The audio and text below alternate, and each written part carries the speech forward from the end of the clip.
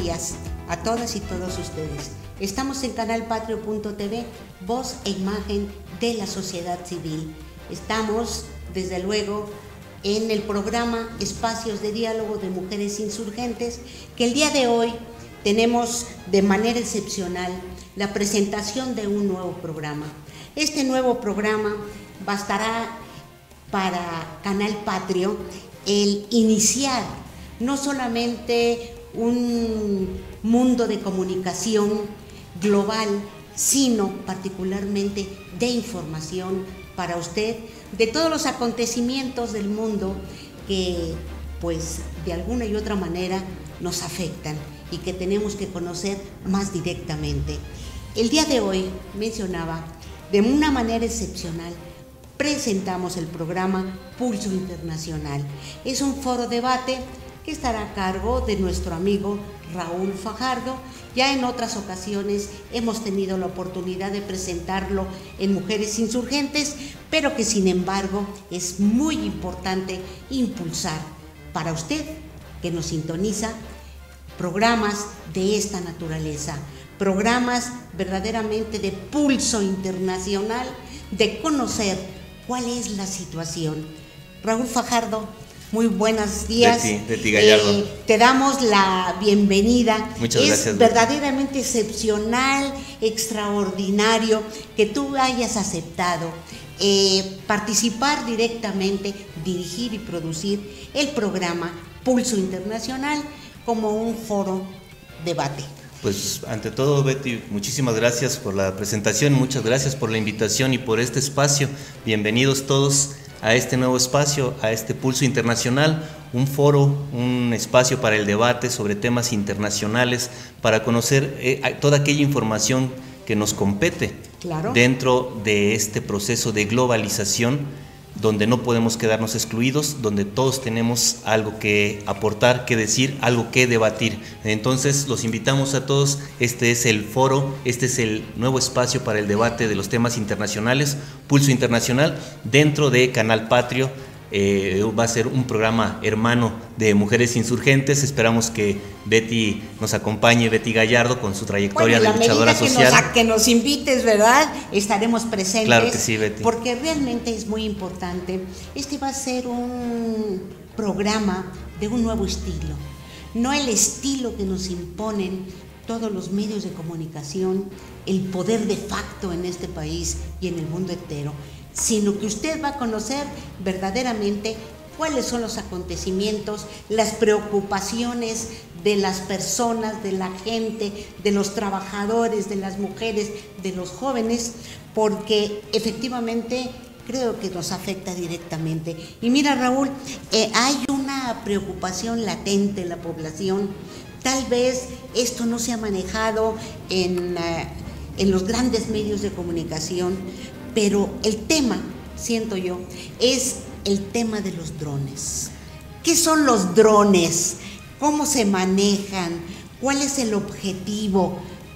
¿Qué vamos a tener esa preocupación de que nos lleguen hoy, aquí, en este momento? ¿Es de uso militar o de investigación? ¿Cuál es verdaderamente el fin? Bueno, Betty, pues el tema que hemos elegido, que hemos consensado para iniciar nuestro foro debate, nuestro programa de Pulso Internacional dentro de la programación de Canal Patrio, es precisamente el tema de los drones, el tema de las máquinas automatizadas, no tripuladas, los vehículos de vuelo, de sobrevigilancia, que son hoy por hoy una realidad impresionante tecnológicamente, pero también muy preocupante desde el aspecto ético, desde el aspecto del futuro que queremos para nosotros. Y para nuestros hijos, porque claro, efectivamente creo que el futuro está en los jóvenes. Y bueno, este es un tema que desde hace algún tiempo se ha experimentado ya en algunos lugares, en algunas regiones del país. Ni más ni menos, yo recuerdo que en Colombia, en la frontera, prácticamente con Venezuela, se dio un ataque, hay que decirlo así, una extinción que los norteamericanos habían descubierto de guerrilleros.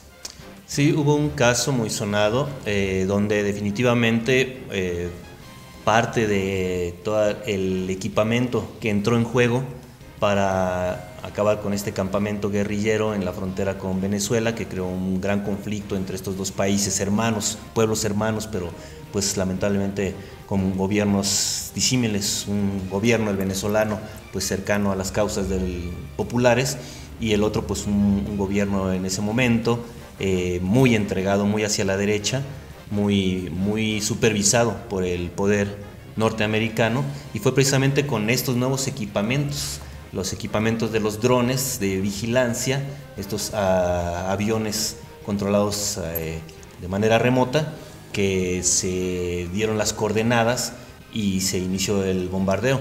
Pero en realidad la historia de los drones viene desde bastante tiempo atrás, y yo te invito Betty, a todos nuestros amigos televidentes, a nuestros oyentes, que nos acompañen para ver esta pequeña cápsula de introducción, donde vamos a contar un poco, hacer un recuento de la historia de los drones, qué son y hacia dónde vamos con ellos. ¿Vamos a verla?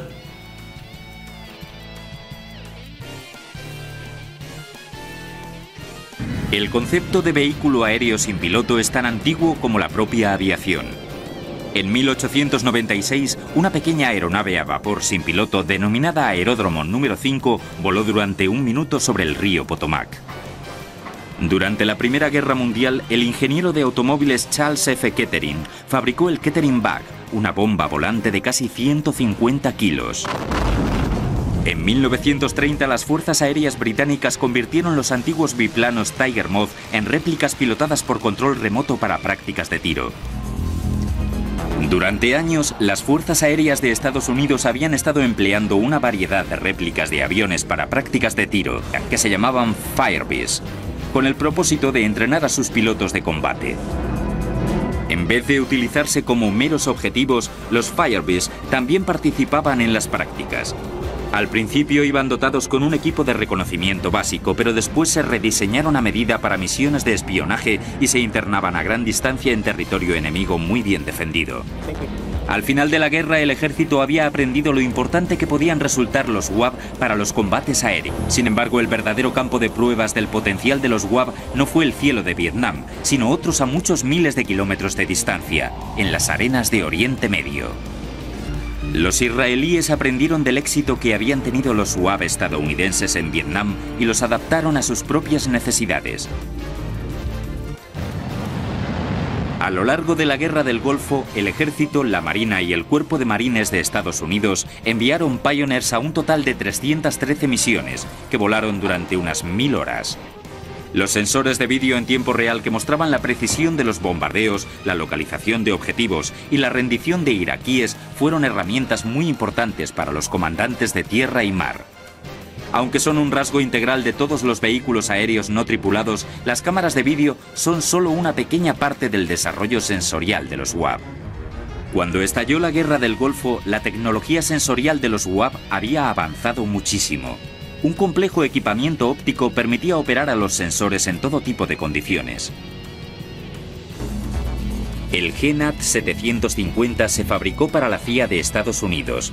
El objetivo para el que se diseñó fue la vigilancia y captación de primeros planos en detalle del conflicto que entonces se estaba produciendo en Yugoslavia.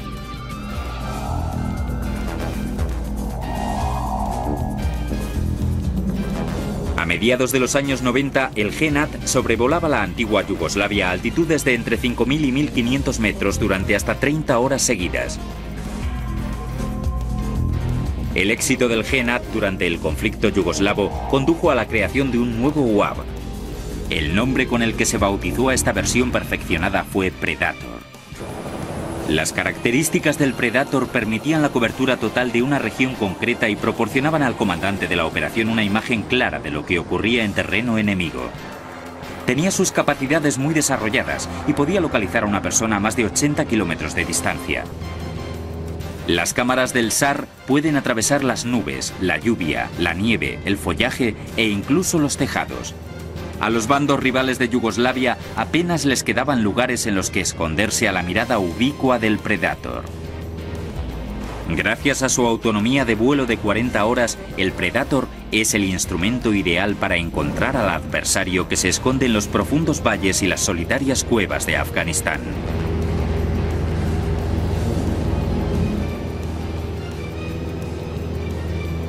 Pero el Predator no se limita a proporcionar información visual y localizar objetivos.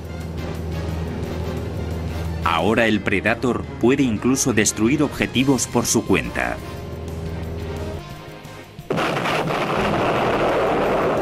La guerra contra el terrorismo impulsó al ejército a dotar al Predator con misiles aire-tierra. Pasó de ser una eficaz herramienta de reconocimiento a convertirse en un arma letal. Ahora tenía capacidad no solo para localizar objetivos, sino también para atacarlos y destruirlos de forma independiente. A pesar de su éxito, el Predator no fue el único UAV que sirvió en la guerra de Afganistán. El Global Hawk, equipado con motor de reacción que vuela a una altitud de 20.000 metros, constituye otro par de ojos aún más valioso para el ejército estadounidense. La presencia del Global Hawk sobre Afganistán proporcionó a las tropas norteamericanas una visión inédita del campo de batalla. Este UAV vuela al doble de altura que los aviones civiles. Tiene una envergadura de ala de casi 35 metros y puede escanear superficies de hasta 120.000 kilómetros cuadrados. Desde la gran altura a la que vuela puede distinguir tipos de vehículos, aeronaves y bases de misiles. Si el Predator puede registrar una zona, el Global Hawk puede examinar un país entero.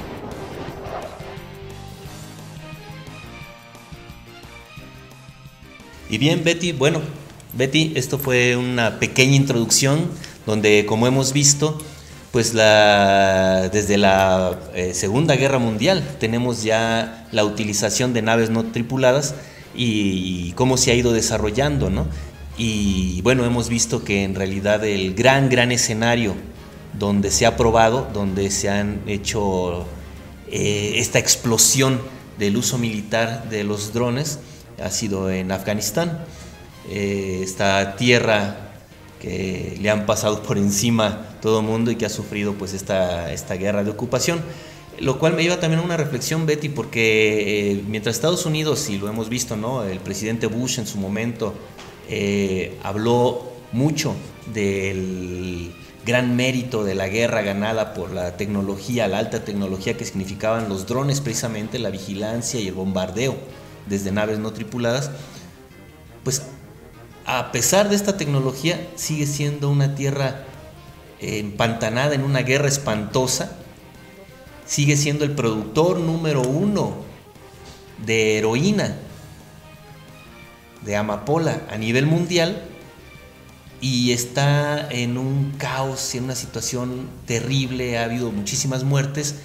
Y entonces resulta que esta gran tecnología, hemos visto, ¿no?, los costos de estos instrumentos de sobrevigilancia y estos nuevos instrumentos de asesinato selectivo que se han utilizado principalmente en Afganistán, pero que están listos para usarse en cualquier parte del mundo por parte de los norteamericanos, no han traído la paz, no han traído el control, o tal vez han traído un control que ha sido beneficioso únicamente para los mismos norteamericanos, porque para el pueblo afgano no han resultado más que en muertes. Está dentro de la estrategia de muerte de los norteamericanos y de sus aliados. Podemos decir que también se ha impulsado esto, yo pregunto, Raúl, en África. Mira, en realidad los drones como instrumento militar, como decíamos, el gran escenario de prueba, utilizaron vilmente pues a la población de Afganistán como campo de tiro. Yo estuve ahí, Betty, tú sabes que yo estuve ahí en Afganistán. Sí, que tú eres corresponsal de guerra. Y pues doy testimonio, ¿no?, de esos bombardeos por la madrugada y en el anochecer, donde los B-52 soltaban sus cargas, ¿no? Pero también fue un escenario donde se utilizó y se abusó del uso de estos drones y se sigue utilizando, aprovechando los huecos que dejan la falta de una legislatura internacional, la falta de un consenso, una discusión sobre el tema, incluso dentro de los mismos Estados Unidos, pero a nivel internacional pues no hay un control, una legislación, son ilegales. Acuerdos.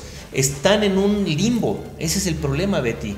Si fueran ilegales, por lo menos habría una manera de atacarlos y de denunciarlos como ilegales. El problema es que como ni siquiera existen las leyes apropiadas, y esto ha sido un retraso hecho a propósito por los mismos norteamericanos para utilizar en ese hueco, ¿no?, y aprovechar estos instrumentos de alta tecnología para asesinar oponentes. En este caso específico en Afganistán, pues a cualquiera que se le etiquete como de Al Qaeda, pero en general es un instrumento que los mismos norteamericanos denuncian. Hay muchísima gente dentro de los mismos Estados Unidos que denuncia el uso de drones como un instrumento del Estado contra el individuo. ¿Del Estado y de las transnacionales? Por supuesto que todo Estado, sabemos, Betty, pues responde a intereses específicos, ¿no? Claro. En este caso, evidentemente, ese Estado y esa maquinaria militar responde a intereses muy específicos y definitivamente no son los del ciudadano de a pie. Entonces, el gran riesgo está en que estos instrumentos ya están para vigilar a todo el mundo. Los drones, que es este término, o UAVs, que es el otro término que se utiliza para designarlos como naves no tripuladas, además cubren un amplio espectro, una gama impresionante de formas y de funciones que van desde el Predator, el más famoso, el más conocido, el más utilizado como arma de asesinato selectivo, ¿no?, norteamericano. Y está también el hermano mayor, el Gran Ojo, que es llamado el Skyhawk, o el águila de los cielos, ¿no?, que vigila, que es un instrumento de sobrevigilancia capaz por sí solo de recorrer prácticamente el mundo entero sin recarga de combustible. Tiene más de 30 horas de autonomía de vuelo. Puede llegar a cualquier rincón del mundo, vuela a 20,000 metros de altura, es prácticamente indetectable para los radares comunes, diríamos, y sin embargo, desde esos 20,000 metros de altura es capaz de leer los números de las placas de una motocicleta en movimiento, ¿no? Es capaz de detectar y de dar las coordenadas a través de los satélites GPS para asesinar a quien quieras. Tienen esa precisión. Y a personas en particular. Exactamente, a quienes ellos definan como un enemigo. Entonces, van desde ese tamaño, el gigante, el Hawk, hasta la nanotecnología.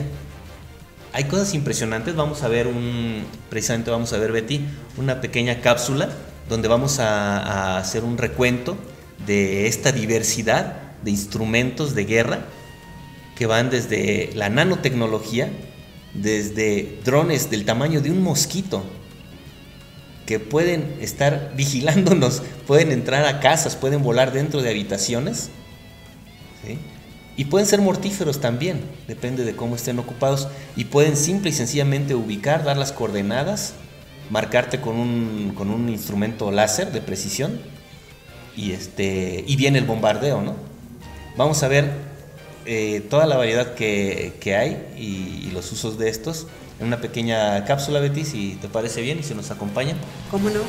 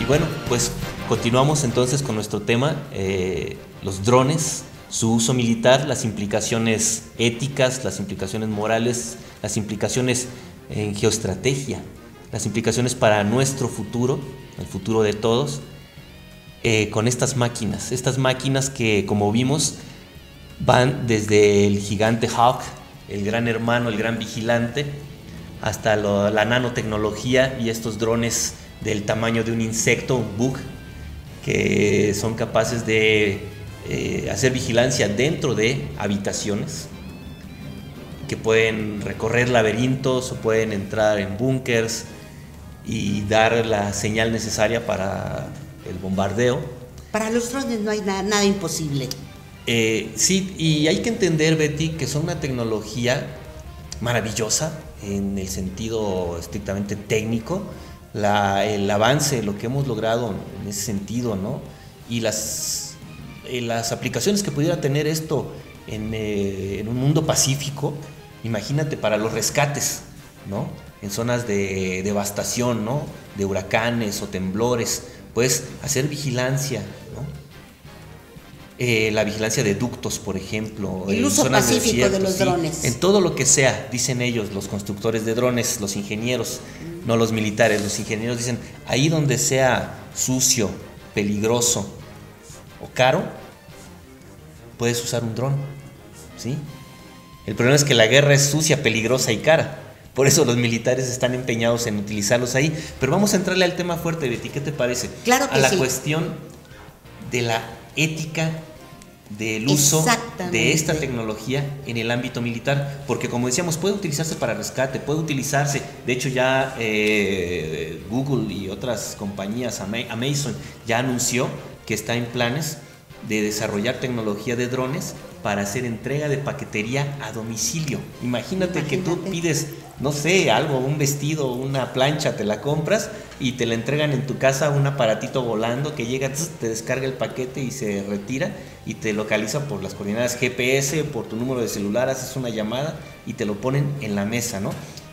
Parece fantástico, pero recordemos que en algún momento Graham Bell decía que él soñaba con que en algún día lejano, hubiera un teléfono en cada ciudad. Claro. Si nos ve ahorita a todos con un teléfono en la bolsa, se vuelve loco, ¿no? O Steve Jobs, que predijo que habría un ordenador, una computadora en cada mesa de cada oficina y cada casa.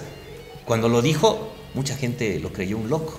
Es una realidad hoy por hoy. Entonces, los drones vienen, Betty, están aquí, son una realidad. El problema de fondo, Betty, que queremos plantear aquí, es que tenemos el intento, la búsqueda del control absoluto de la tecnología dron por parte de los militares norteamericanos en específico. Y una lucha que incluso industria de la guerra. Y hay una lucha que incluso se está dando desde dentro de la misma sociedad norteamericana y en todo el mundo, por supuesto, de científicos y de líderes sociales que se dan cuenta que esta tecnología debe de democratizarse, debe de salir de los búnkers de los militares y debe de ser orientada hacia un uso pacífico y se debe de reglamentar, controlar completamente y de ser posible prohibir a través de acuerdos internacionales la utilización de los drones para uso militar y en específico, muy en especial, para detener esta oleada que ya es hoy una realidad de utilización de los drones para la vigilancia de ciudadanos comunes y corrientes, el gran hermano, el Big Brother, que ya existe hoy por hoy, y para el asesinato selectivo de cualquier persona que las cúpulas dentro de la estructura político, militar, industrial norteamericana designan como el enemigo en turno. Fíjate que hay algo que me llamó muchísimo la atención porque has dicho algo trascendente. Es decir, Tú has hablado prácticamente de la necesidad de que los ciudadanos del mundo podamos impulsar todo un movimiento global para la democratización global de la tecnología y de estos instrumentos de guerra que sean de uso pacífico. Es decir, estamos contra una verdadera ofensiva de la industria militar norteamericana y sus aliados, en ese sentido de crear regiones de conflicto a donde tienen que sacar adelante pues sus propios intereses, sus intereses económicos, políticos y sobre todo de manipulación, que permitan por medio de la comunicación penetrar en las conciencias de muchos ciudadanos y hacer a un lado las cuestiones de fondo, las cuestiones importantes en torno a estos fenómenos. Yo creo que es muy importante lo que has dicho, porque esa democratización de estos instrumentos de guerra para la paz es muy importante. Pero ahora mira, Betty, algo que no se nos puede pasar, algo que no podemos dejar fuera, es este dato concreto y fuertísimo. Cuando me topé con este dato confirmado, lo confirmé en diversas fuentes oficiales de los mismos Estados Unidos, hoy por hoy en los Estados Unidos ya hay más pilotos, fíjate, ya hay más pilotos de drones que pilotos de bombarderos, aviones, que pilotos que se suben a la nave. Se calcula que es el 70% de la Fuerza Aérea Norteamericana, de las unidades, contando por unidades, porque ya vimos que hay chiquitas del tamaño de una libélula, hasta estos gigantes como el HAC, ¿no? Hay más, son un 70% de las unidades con las que cuenta hoy por hoy la Fuerza Aérea Norteamericana son no tripulados. Imagínate, o sea, le están apostando todo. Claro. Pero entonces viene este gran problema ético primero. Además de lo ético, yo creo que ellos también tienen un problema de recursos financieros. Es clarísimo, Betty, que es mucho más barato, mucho más económico. Claro. ¿Sí? La utilización de los drones, el puro diseño, el mismo diseño de la nave, ¿no? O sea, poner un helicóptero de sobrevigilancia en una ciudad es muy aparatoso, muy fácil de detectar, ¿no? Tiene sus riesgos, tiene un costo altísimo, y lo mismo, exactamente la misma capacidad de vigilancia, puedes ejercerlo con estos aparatos que hemos visto, que son de, ¿qué te gusta? Medio metro cuadrado de superficie, con 4 motorcitos equipados con cámaras infrarrojas, cámaras telescópicas, con toda clase de sensores. Lo pones en el aire, es casi imperceptible, no hacen ruido y son muy movibles, y si lo pierdes pues no pasa nada, ¿no? Esta es una de las maneras en la que los militares norteamericanos están tratando de venderla dentro del público doméstico, como le llaman ellos, ¿no? Decirles, pues miren, de esta manera nos ahorramos las víctimas. Y tú sabes que los norteamericanos, nadie en Estados Unidos creo que realmente le importe mucho, solamente a gente muy consciente, se los cuentas con los dedos, cuántos muertos afganos o cuántos muertos iraquíes han producido estas guerras, ¿no?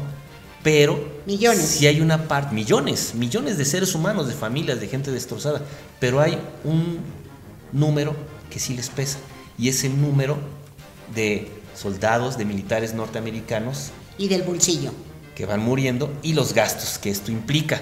Es ahí donde brincan. El norteamericano promedio que vive cómodamente, no quiere saber nada, no le importa, él vive cómodamente en su casa. Cuando ya le llegan la lumbre a los aparejos, es cuando, bien lo dices, esto ya le está costando, y ya le está costando estas guerras. Y lo otro es cuando el número de muertos empieza a rebasar un cierto límite que tienen bien calculado los norteamericanos, ¿no? Las fuerzas militares. Y entonces es donde entran los medios masivos de comunicación en el control. Pero ellos están tratando de venderlo por ese lado, es decir, hay muchas menos bajas militares nuestras, porque nuestros pilotos están cómodamente sentados en Virginia, en una base militar, y están operando un aparato que deja caer bombas en Afganistán. Oye, Raúl, pero eso tiene implicaciones éticas muy duras, claro. Betty, ¿no? Y esto, por ejemplo, lo han aplicado en Irak. Irak fue el primer escenario donde se utilizaron en este siglo, ¿no?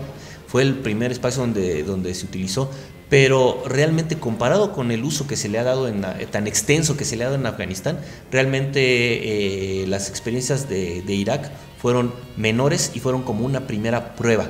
Hubo varias naves que se les cayeron, han tenido que corregir muchas cosas por allí, y en Afganistán fue donde por primera vez se utilizaron directamente como armas, es decir, como elementos de vigilancia. Se habían ya utilizado. De hecho, desde tiempo atrás, no es secreto para nadie, se utilizan en nuestra frontera, ¿no? Y veto a saber si nada más en nuestra frontera, porque pues tienen autonomía de vuelo, pueden recorrer todo nuestro país en cualquier momento, y nosotros pues ni enterados, ¿no? Nos están vigilando ahí. Hay una preocupación también en el sentido de que, bueno, en 1942 se constituyó la Organización de las Naciones Unidas. Hay toda una serie de, digamos, de normas, de protocolos que se firmaron por los países que emprendieron esta ruta pacífica de los conflictos. Buscar la resolución pacífica de los conflictos, y hay estos acuerdos, Betty, que han sido muy elaborados, muy peleados, muy discutidos, y que con la aparición de los drones se vuelven prácticamente letra muerta.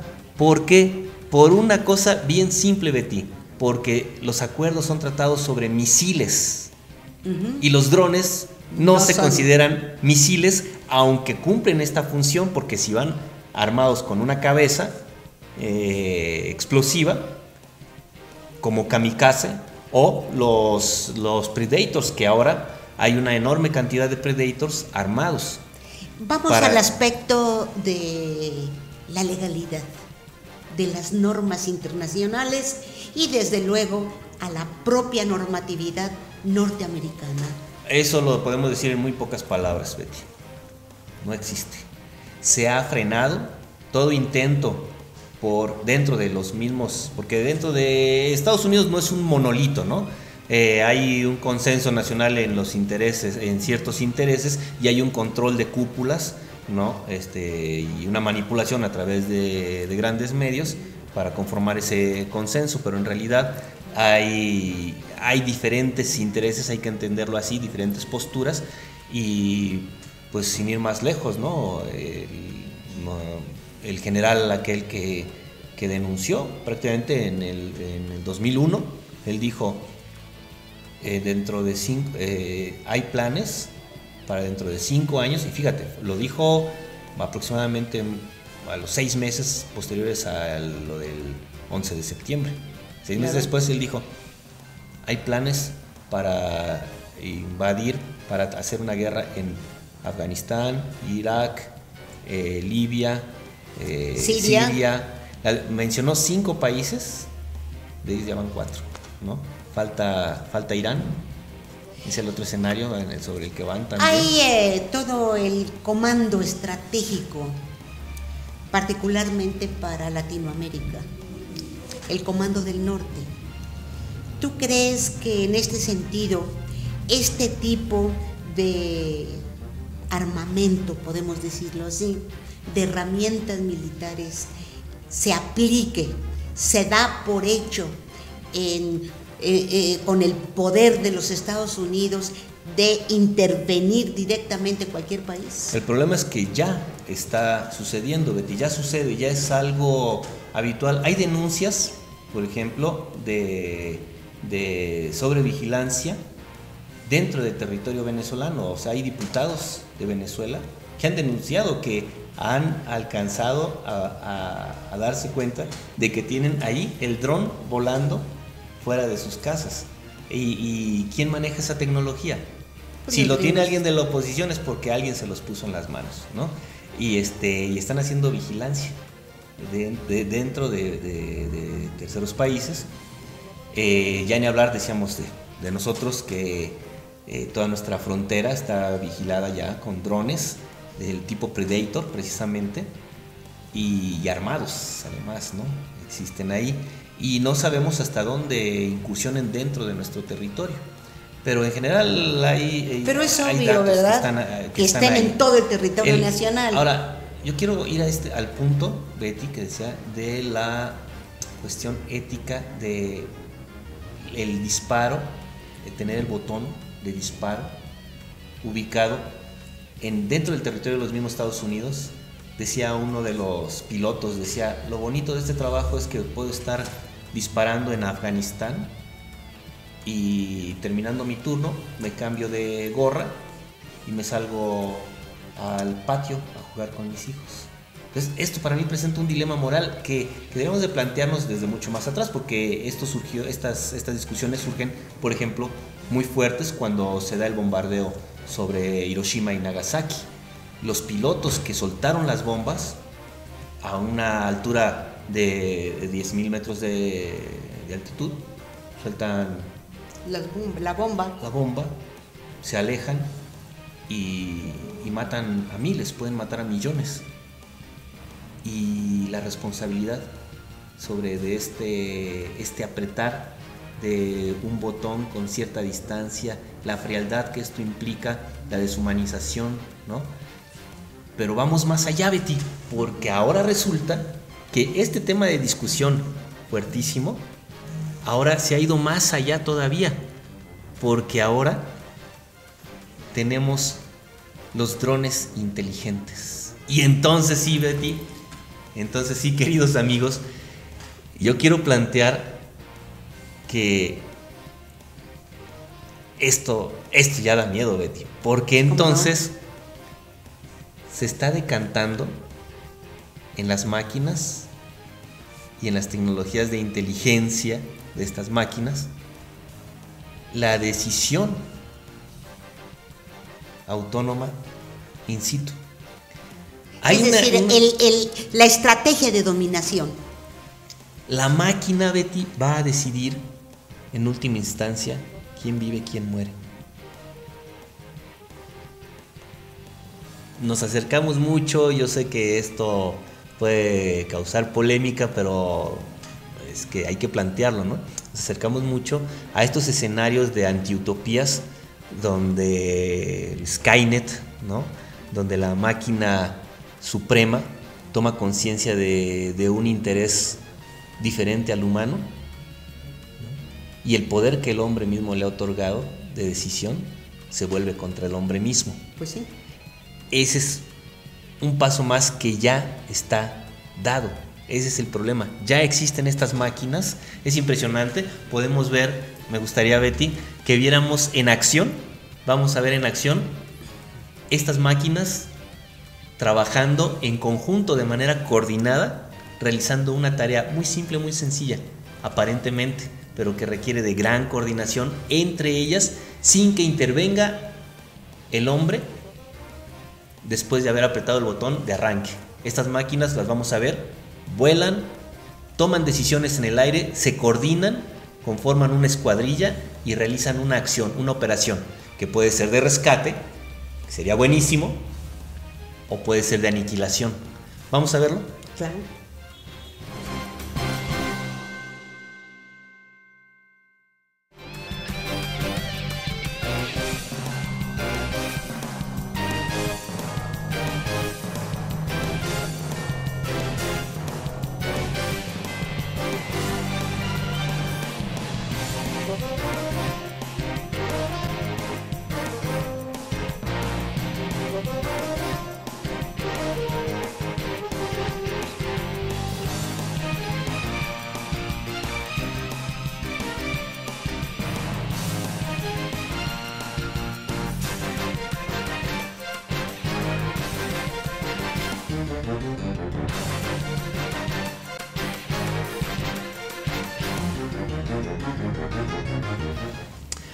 Es impresionante, ¿verdad, Betty? La manera en que estas máquinas son capaces ya, con la tecnología, con la información básica que le aporta el humano y la programación.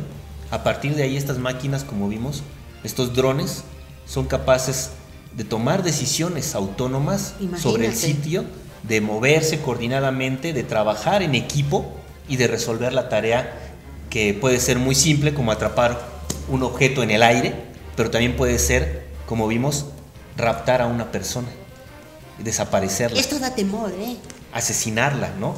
Entonces, la decisión cada vez está recayendo más en la máquina. Ahora bien, este dilema moral del que hablábamos del piloto, Betty, que está desde su base militar, ubicado probablemente en lo profundo del territorio norteamericano, no hay ningún problema con el control a través de los GPS de drones que están al otro extremo del mundo completamente, en Afganistán, en Irak, en México, en China, en Rusia, donde quieran los pueden tener operando, y él puede disparar, tomar la decisión de disparar a partir de la información, de la retroalimentación que le dan los sensores de la nave. Sin embargo, el gran problema es que las bombas consideradas inteligentes que se han soltado en Afganistán a través de estos métodos, a través del apoyo de los drones, han fallado en un 50% de los casos. Yo tengo mi teoría, Betty, porque te digo, yo estuve ahí y yo me di cuenta que gran parte de estos bombardeos que yo vi y los lugares que yo visité donde se bombardeó, había casas de civiles, había lugares, hospitales, no creo que hayan sido simples errores, yo creo que era también una estrategia de crear terror y destruir infraestructura, ¿no? Escuelas, hospitales, ¿no? Dañar al enemigo por ese lado. Pero creo que también fue una estrategia de hacer el gasto militar. Ya transportamos la munición, hay que gastarla para que entre más dinero fresco a la... Una especie de laboratorio. Y un laboratorio, por supuesto. Entonces, porque había demasiados tiros que dices, bueno, aquí evidentemente le pegaron a esta casa o le pegaron acá, pero de repente dices, bueno, y aquí no había absolutamente nada, y le buscabas, dices, no hay nada, no hay un búnker, no hay nada, simplemente tiraron munición a lo bestia. Pero aún así, Betty, la cuestión es que hay miles y miles de víctimas civiles muertas como daño colateral por armas, por equipos tan sofisticados que teóricamente son capaces de, en un grupito de 10, matar a uno. Es decir, Betty, que el 50%, y esto lo reconocen las fuerzas norteamericanas, han caído fuera del círculo esperado de acción por muy diversas variables que todavía no controlan, ¿no? Desde un viento, un golpe sueltan el racimo de bombas, hay un choque entre ellas, ¿no? O sea, no es cierto que haya tanta precisión como nos muestran de repente en algunos casos, o no hay la intención. De repente, cuando requieren de esa alta precisión, yo creo que sí la pueden lograr, pero el problema es que de repente no les importa tanto. Y hay casos documentados, como hemos visto, de asesinatos de gente pacífica, grupos humanos que están celebrando una boda, un caso muy, muy sonado, ¿no? Donde simplemente el dedo nervioso, ¿no? El factor, las ganas, porque además han sido entrenados para disparar, para hacerlos, y es como un videojuego. ¿Te imaginas esto, Betty? Los vimos aquí, están sentados con su pantalla y están con si vimos ahí el control remoto, es idéntico a los joystick, a los controles de los juegos, de los videojuegos.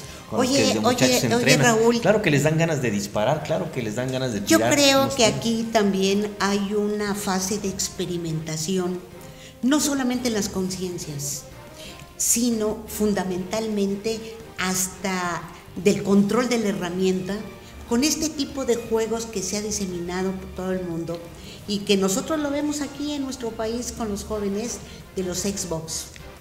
Exactamente, Betty, es lo que señalamos, que estos jóvenes, porque los vemos son muy jóvenes los pilotos de drones en su mayoría, son muchachitos recién integrados a las Fuerzas Armadas, que ya vienen como preprogramados, ¿no? Y esta deshumanización que genera el constante y este incentivo de ganar el juego a través de, pues, del asesinato, de ir matando, de ir acabando con el otro, ¿no? Y en el videojuego, si has observado, todo es de guerra.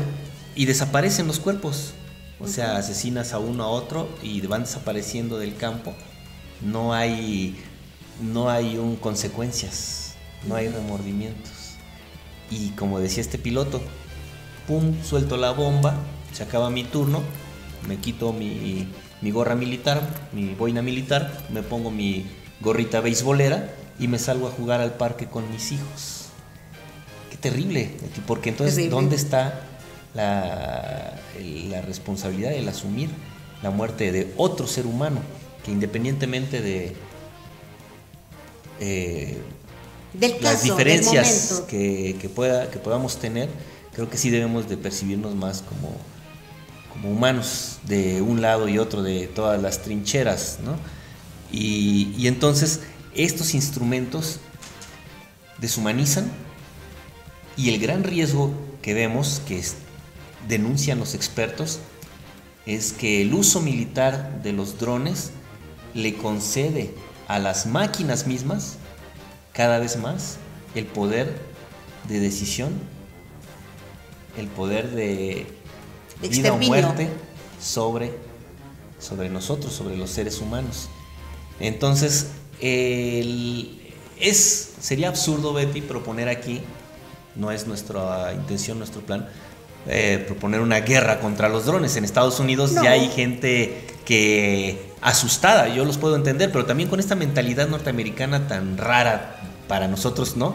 Este culto a las armas, hay cazadores de drones. Hay gente que ya ahorita percibe el dron como el enemigo a vencer del futuro y se sienten como vengadores del futuro y se dedican a buscar, porque ya es también como una moda, ¿no? Entre los jóvenes norteamericanos, los aficionados a las tecnologías, el probar estos aparatos en la vía civil. La ley les prohíbe el uso comercial, ojo, la ley norteamericana prohíbe el uso comercial de estos aparatos, pero hay un limbo, decíamos, en su uso militar, ¿no? Sin embargo, en los resquicios que quedan por ahí, hay grupos, asociaciones de jovencitos, de muchachos nerds, como les llaman, que salen a volar sus aparatos y han hecho cosas increíbles. Hay un video espectacular que podemos ver en este momento, donde sobrevuelan la Estatua de la Libertad. Y entonces dicen, ¿y entonces la seguridad nacional dónde está, no? Si cualquiera puede agarrar y volar un avioncito que puede tener lo que quieras, ¿no? Virus, bacterias, bombas, lo que quieras, ¿no? Y estos jóvenes se divierten. Pero ya hay un grupo de norteamericanos, también la ala radical, sobre todo de derecha, que sale, los extremos individualistas, que salen con sus rifles a cazar y a dispararle a cualquier cosa que vean volando. Pero entonces hay que entender que el dron, es decir, la nave no tripulada de vuelo, la nave robótica tripulada, es el gran salto que está ya aquí. Y dentro de unos cuantos años realmente, Betty, los vamos a ver prácticamente ya en la vida cotidiana. Pero el gran problema está en que el uso militar de estos instrumentos conlleva riesgos impresionantes. Va a ser un parteaguas tremendo, como el uso, el paso del arco a la bayoneta, ¿no? Que significó un tremendo cambio. Un salto.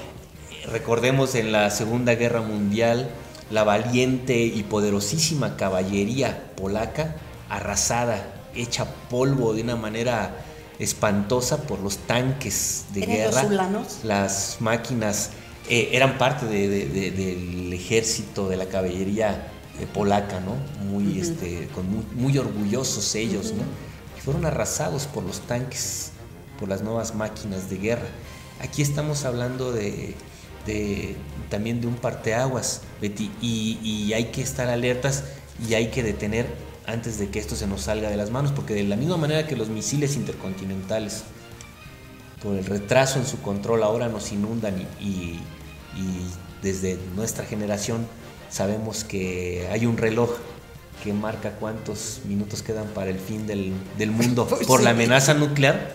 El uso de los drones puede significar este gran salto al abismo que nos deje completamente fuera de cualquier posibilidad de controlar estas naves cada vez más inteligentes, cada vez más proactivas y que pueden ser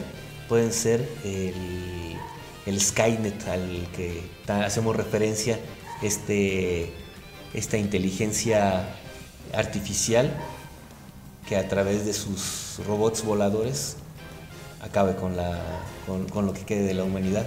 Bueno, yo me siento, además de contenta, muy congratulada, porque créeme, Raúl Fajardo,